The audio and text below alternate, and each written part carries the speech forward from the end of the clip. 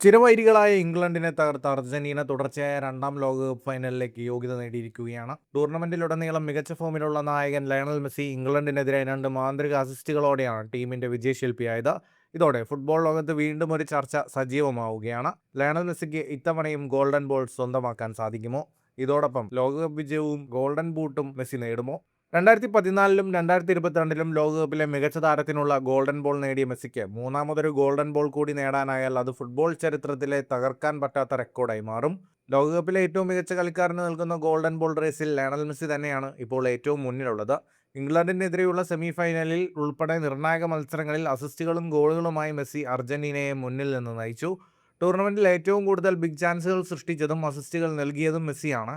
ഫൈനലിൽ സ്പെയിനെ തോൽപ്പിച്ച് അർജന്റീന കിരീടം നിലനിർത്തിയാൽ കരിയറിലെ മൂന്നാമത്തെ ഗോൾഡൻ ബോൾ ലയണൽ മെസ്സിയെ നേടിയെത്തുമെന്ന കാര്യത്തിൽ ആരാധകർക്ക് സംശയമില്ല. സ്പാനിഷ് താരം റോഡ്രിയാണ് ഈ റേസിൽ മെസ്സിക്കുള്ള പ്രധാന വെല്ലുവിളി. ഏറ്റവും കൂടുതൽ ഗോളുകൾ നേടുന്ന കളിക്കാരനുള്ള ഗോൾഡൻ ബൂട്ട് റേസ് ഇത്തവണ കടുത്തതാണ്. നിലവിൽ അർജന്റീൻ നിരയിൽ ഹൂലിയൻ അൽവാരസും ലൗറ്റാരോ മാർട്ടിനസും മികച്ച ഫോമിലാണ്. ലയണൽ മെസ്സി ഗോൾ അടിക്കുന്നതിനൊപ്പം സഹതാരങ്ങളെ കൊണ്ട് ഗോൾ അടിപ്പിക്കുന്ന പ്ലേമേക്കർ റോളിലും ഈ ലോകകപ്പിൽ തിളങ്ങുന്നുണ്ട്.